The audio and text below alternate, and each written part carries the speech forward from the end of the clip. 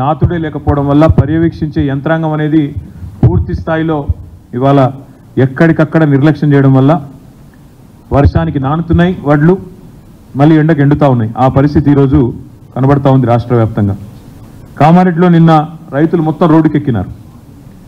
చాలా చాలా దయనీయమైన పరిస్థితి. హమాలీల కొరత ఉంది, ధాన్యం బస్తాల కొరత ఉంది, ధాన్యం కొనుగోలు చేసే నాతుడు లేడు. 25 రోజులైంది.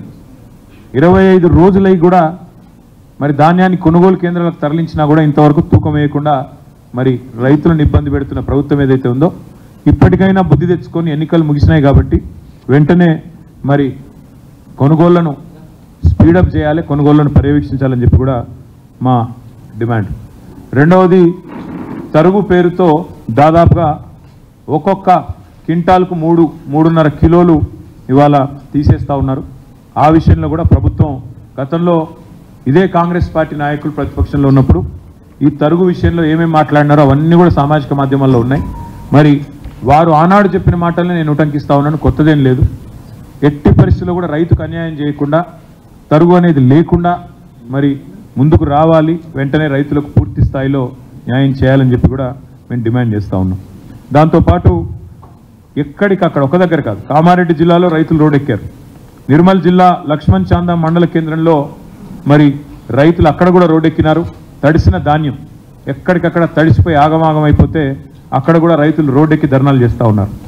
యాదాద్రి భువనగిరి జిల్లాలో బీబీ నగర్ దగ్గర ధాన్యం బస్తాలతోనే నిరసన కూడా తెలిపినారు. వరంగల్ వెళ్లే రోడ్డు మీద మరి వాహనాల రాకపోకలు స్తంభించిపోయిన పరిస్థితి. రాజన్న సిరిసిల్ల జిల్లాలో కూడా ఈరోజు కోనరావుపేట మండలం మల్కపేటలో రైతులు ధర్నా చేస్తూ ఉన్నారు. వరి ధాన్యం కొనుగోలు చేపట్టడం లేదంటే రాష్ట్ర వ్యాప్తంగా దాదాపు నేను కోట్ చేసింది కేవలం 4 జిల్లాలు: యాదాద్రి, భువనగిరి, నిర్మల్, కామారెడ్డి, రాజన్న సిరిసిల్ల. ఇవి మాత్రమే కాకుండా ఇంకా చాలా చోట్ల రైతులు గత 25-30 రోజులుగా ధాన్యం తెచ్చిన తర్వాత కూడా ఇంతవరకు కొనుగోలు చేయకుండా, అధికార యంత్రాంగం పట్టించుకోకుండా, పర్యవేక్షించే నాదుడు లేకుండా దయనీయమైన స్థితిలో ఉన్నారు. ఇప్పటికైనా ప్రభుత్వం రాజకీయాలు పక్కన పెట్టి మరి వెంటనే రంగంలోకి దిగి ప్రభుత్వం తాను చేయాల్సిన పని ఫుడ్ కార్పొరేషన్ ఆఫ్ ఇండియా ద్వారా కొనుగోలు చేసి వెంటనే తడిసిన ధాన్యాన్ని కొనుగోలు చేయాలి, తరుగు లేకుండా కొనుగోలు చేయాలి, వెంటనే కొనుగోల ప్రక్రియను వేగవంతం చేయాలని చెప్పి కూడా మా పార్టీ తరఫున డిమాండ్ చేస్తూ ఉన్నాం. ఒకవేళ ప్రభుత్వం స్పందించకపోతే తప్పకుండా రైతాంగం తరఫున ప్రశ్నించడమే కాదు, అవసరమైతే రోడ్డు ఎక్కుతాం, అవసరమైతే ఆందోళనకు కూడా పెద్ద ఎత్తున శ్రీకారం చుడతామని చెప్పి కూడా ప్రభుత్వాన్ని నేను హెచ్చరిస్తూ మరి మా పార్టీ తరఫున రైతాంగానికి కూడా విజ్ఞప్తి చేస్తూ ఉన్నాం. మీరెవరూ ఆందోళన పడాల్సిన అవసరం లేదు. మీ తరఫున కేసీఆర్ గారు, బీఆర్ఎస్ పార్టీ యంత్రాంగం మొత్తం ఉంది. మీరు ఎక్కడికి పిలిచినా వస్తాం, మీరు ఎప్పుడు పిలిచినా వస్తాం. మీరు మీ పక్షాన మీకు న్యాయం జరిగేంత వరకు, క్వింటాల్కు 500 రూపాయల బోనస్ ఇస్తాని బోగస్ మాటలు చెప్పిన ఈ ప్రభుత్వం దిగొచ్చేంత వరకు, మీకు న్యాయం చేసేంత వరకు మీ తరఫున ఉంటాం. మీకు రుణమాఫీ జరిగేంత వరకు మీతో ఉంటాం. మీకు బోనస్ వచ్చేంత వరకు మీతో ఉంటాం. మీ తడిసిన ధాన్యాన్ని కొనుగోలు ప్రతి గింజ దాకా కొనుగోలు చేసేదాకా కూడా వదిలిపెట్టం. కొనుగోలు కేంద్రాల్లో ఈ ప్రక్రియ వేగవంతం అయ్యేదాకా కూడా వదిలిపెట్టం. ప్రజల తరఫున, రైతుల తరఫున మేము మీ పక్షాన నిలబడి మాట్లాడుతూనే ఉంటామని చెప్పి కూడా విజ్ఞప్తి చేస్తూ, ఎవరు అధైర్యపడవద్దని, ఎవరు కూడా మరి ఆత్మస్థైర్యాన్ని కోల్పోవద్దని చెప్పి కూడా ఈ సందర్భంగా విజ్ఞప్తి చేస్తూ ఉన్నాం. కష్టాల్లో ఉన్నప్పుడే తప్పకుండా ధైర్యంగా ఎదుర్కోవాలి. కాబట్టి తప్పకుండా మీ అందరి పక్షాన బీఆర్ఎస్ పార్టీ ఉన్నది, కేసీఆర్ గారు ఉన్నారనే మాట కూడా గుర్తు చేస్తూ ఉన్నాం. దాంతోపాటు ఇవాళ ఒకవైపు పార్లమెంట్ ఎలక్షన్లు మరి 13 తారీఖు నాడు ముగిసినాయి. ఇప్పుడు మరొక ఎన్నికకు కూడా ఇప్పుడు తెరలేచింది.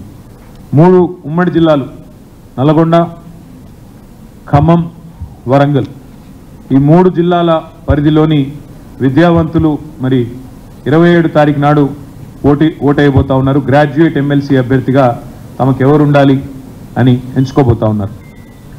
ఈ 3 జిల్లాల పరిధిలోని గ్రాడ్యుయేట్ ఎమ్మెల్సీ కాన్స్టిట్యున్సీ ఏదైతే ఉందో 4 సార్లు ఇప్పటికి ఎన్నికలు జరిగినాయి. 4ంటికి 4 సార్లు కూడా మరి టీఆర్ఎస్ పార్టీయే గెలిచింది, బీఆర్ఎస్ పార్టీయే గెలిచింది. గతంలో కపిలవాయి దిలీప్ కుమార్ గారు 2 సార్లు, మరొక 2 సార్లు పల్లా రాజేశ్వరరెడ్డి గారు గ్రాడ్యుయేట్ ఎమ్మెల్సీగా మా పార్టీ నుంచి గెలిచి వచ్చినారు.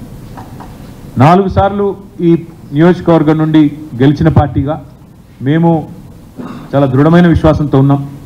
రాష్ట్రంలోని విద్యావంతులు మళ్ళీ తప్పకుండా, ఈ 3 జిల్లాల విద్యావంతులు తిరిగి మళ్ళీ కేసీఆర్ గారికి తప్పకుండా మరింత బలాన్ని చేకూరుస్తూ మా అభ్యర్థి ఒక విద్యావంతుడు, యువకుడు, ఉత్సాహవంతుడు, బిట్స్ పిలానీలో ఇంజనీరింగ్ చేసిన అభ్యర్థి, తర్వాత మాస్టర్స్ కూడా చేశారు. తదనంతరం సాఫ్ట్వేర్ రంగంలో అమెరికాలో దాదాపు 7 సంవత్సరాలు పనిచేసిన అభ్యర్థి, విద్యావంతుడు, ఉత్సాహవంతుడు, తిరిగి మొత్తంగా రాష్ట్ర వ్యాప్తంగా కూడా మరి బలమైన ఒక ఇమేజ్ యువతలో ఉన్న ఒక మంచి విద్యార్థికుడికి బీఆర్ఎస్ పార్టీ అవకాశం ఇచ్చింది సోదరుడు రాకేష్ రెడ్డి గారికి. అట్లాంటి రాకేష్ రెడ్డి గారు మరి ఈరోజు అభ్యర్థిగా మీ ముందుకు వస్తూ ఉన్నారు.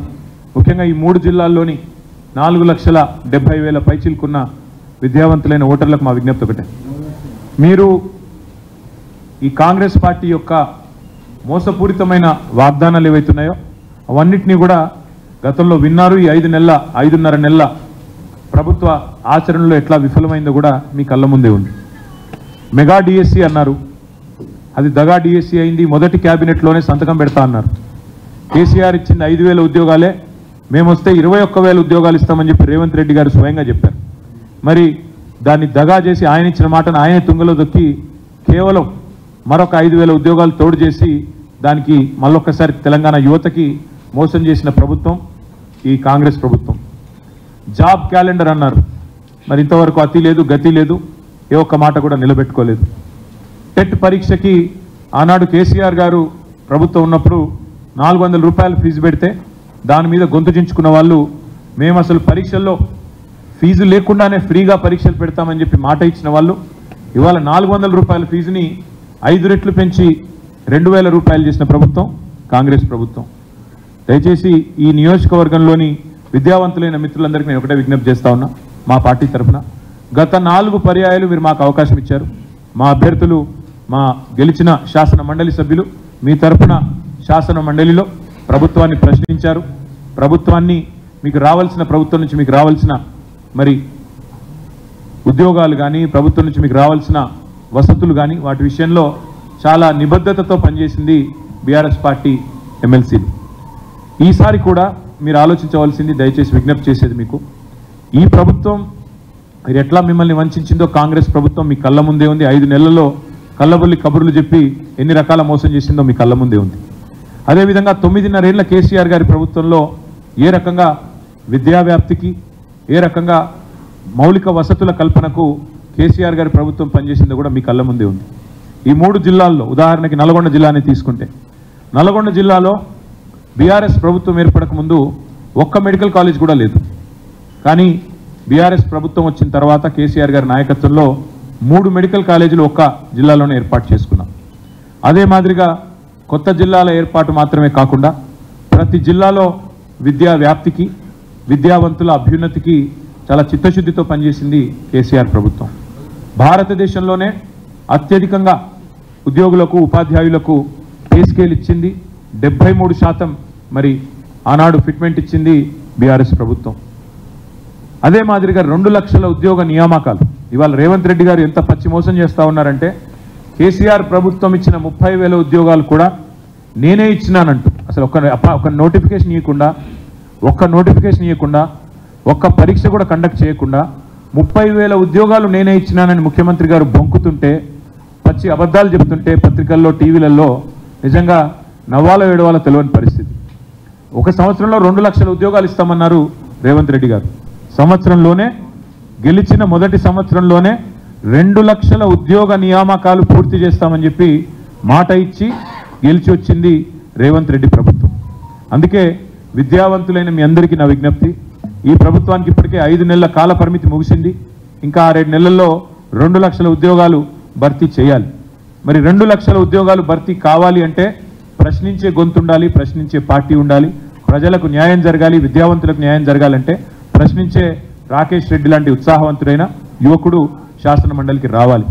ఇవాళ కావాల్సింది అధికార స్వరాలు కాదు, కావాల్సింది ధిక్కార స్వరాలు, కావాల్సింది తప్పకుండా ప్రశ్నించే స్వరాలు, తప్పకుండా